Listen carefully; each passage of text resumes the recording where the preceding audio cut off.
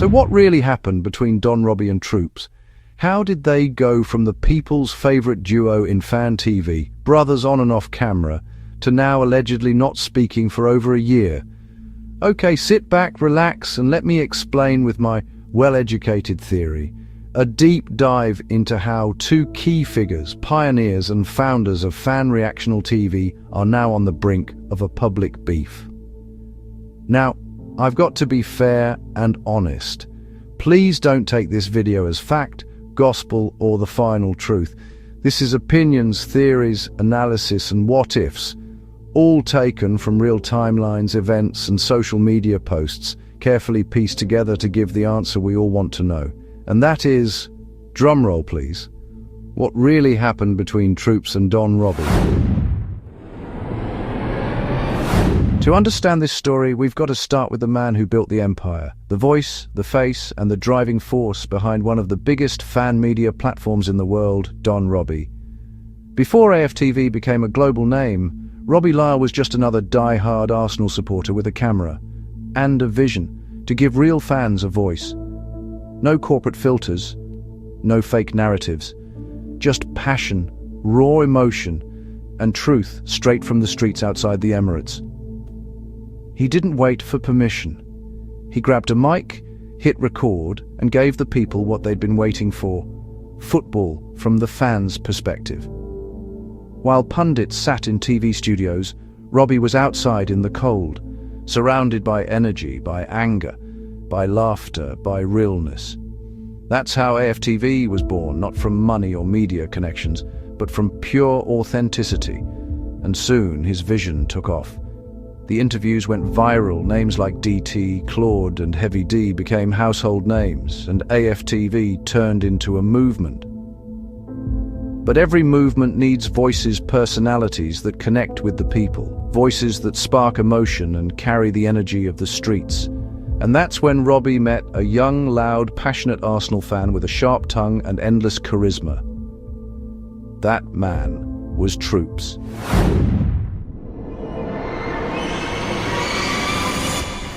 Loud, fiery, unfiltered Troopz wasn't just another fan, he was a movement in himself. A die-hard gooner from the ends, full of personality, passion, and slang that instantly connected with the streets. When he spoke, people listened. When he ranted, the internet exploded. Troopz brought energy that couldn't be faked, the kind of energy that represented the real Arsenal fan base. The emotions, the pain, the highs, the heartbreaks. He spoke how people really spoke. No media training, no filter, no script, just raw passion from a man who lived and breathed football. When Robbie put a mic in front of Troopz, something special happened. It was like lightning striking the AFTV platform. The chemistry between the two was instant. Robbie's calm composure balanced perfectly with Troopz's explosive, unpredictable energy. Together, they became the voice of a generation of fans who finally felt seen and heard. Their interviews went viral week after week. Their reactions became memes, and their chemistry made AFTV untouchable.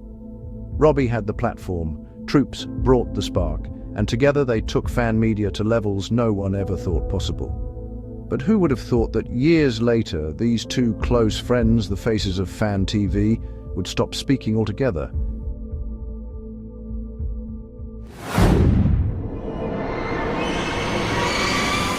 So how did these two fan superstars meet?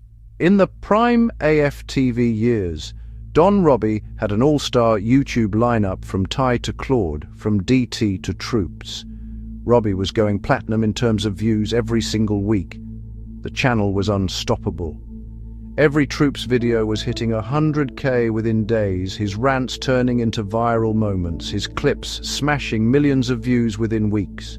The two were breaking records that hadn't even been set yet, rewriting the rules of fan media as they went. But before all the lights, before the fame, before the cameras were rolling, Troopz was grinding behind the scenes. He worked in a betting shop, and even at one point, inside the Emirates Stadium itself. Football wasn't just something he watched. It was part of his everyday life. Then came Cheeky Sport, the platform that gave him his first taste of being on camera.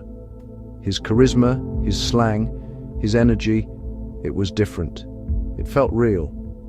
And that raw passion caught the attention of one man, Don Robbie. When they finally crossed paths, it was an instant connection. Robbie saw the hunger, the authenticity, the street energy that AFTV needed. And from that moment on, the partnership was born. Two voices from North London, different styles, same mission: to speak for the fans, to shake the system, and to make football media real again. Together, they became unstoppable.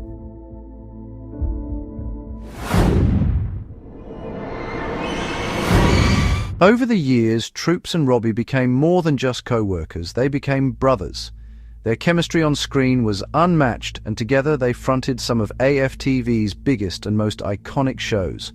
From post-match reactions to debates and banter, their connection kept fans coming back week after week. As AFTV grew, so did they.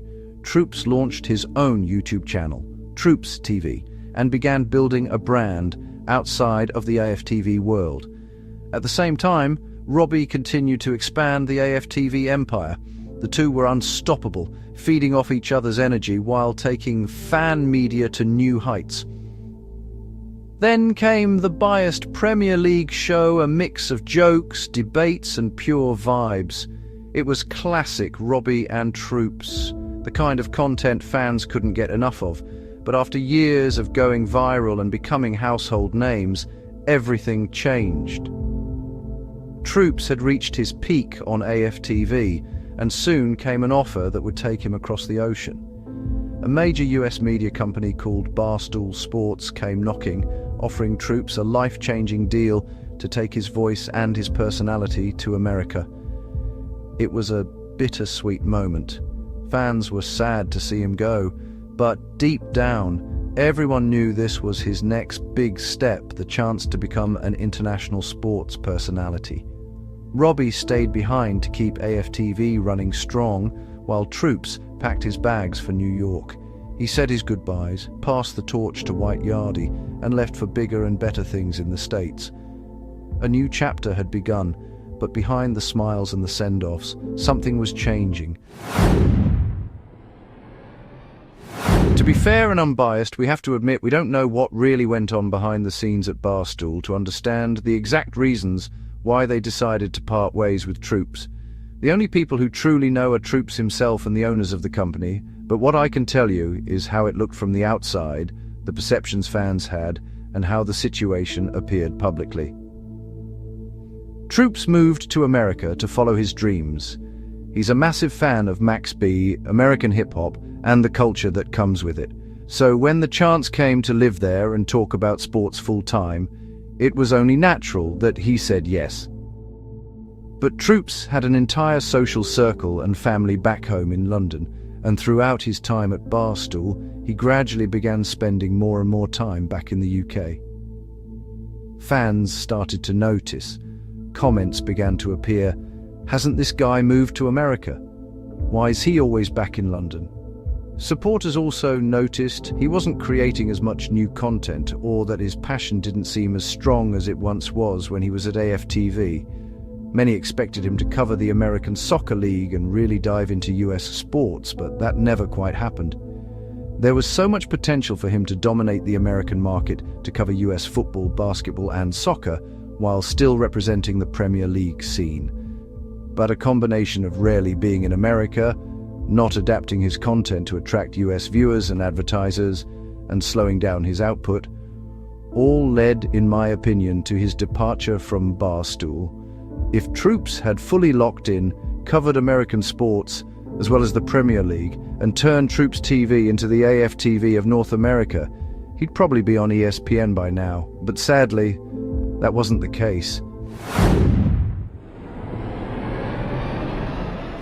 So Troopz made his announcement that he was leaving Barstool and officially returning to the UK. This was the moment he decided to lock in, focus, and fully dedicate himself to building his own platform, Troopz TV. During this new chapter, Troopz began collaborating with a range of content creators across the football scene, expanding his reach and tapping into different audiences. One of those collaborators was Lee Gunner, a well-known and somewhat infamous Arsenal fan and football commentator. Lee Gunner is renowned for his bold takes, outspoken views, and constant criticism of Arsenal and other figures in the football world. You could say he's made a few enemies in the creator space. For years, he's been subtly throwing shade at AFTV and Don Robbie, taking little digs here and there that fans never failed to notice. Now, this isn't confirmed, but many believe that Lee Gunner's association with Troopz might be one of the key reasons behind the alleged silence between Robbie and Troopz. Think about it, Robbie's got his own projects, his own brand, and his own priorities. Troopz moved on from AFTV years ago, choosing to chase a new path with Barstool. So now that he's back, it's understandable that Robbie might not rush to rebuild that same connection straight away.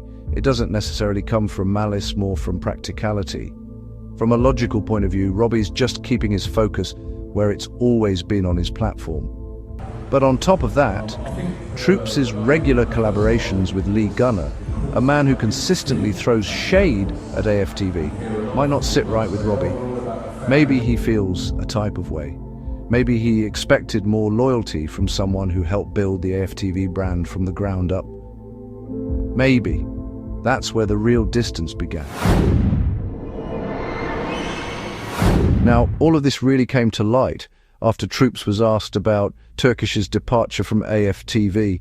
His response caught everyone off guard. He said, "I don't know. Robbie hasn't answered my calls all year. I don't want any part of that channel. I don't need AFTV." That single quote sent shockwaves through the fan community. For years, Troopz and Robbie had been like family, so to hear Troopz distance himself so strongly from AFTV left fans wondering what had really gone wrong behind the scenes. But here's the twist. Just a few weeks before that, when Don Robbie was asked about Troopz, his tone was completely different. Robbie said, "Me and Troopz are still good friends. We still speak."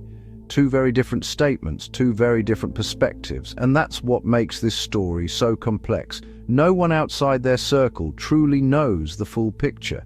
In my conclusion, I think this all comes down to miscommunication, timing, and misplaced loyalty. Life moves fast, people get busy, priorities shift.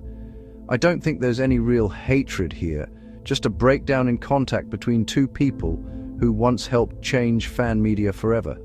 So who's in the right and who's in the wrong? Maybe you lot can tell me in the comments. Is Troopz right or is Don Robbie? Let's talk about it.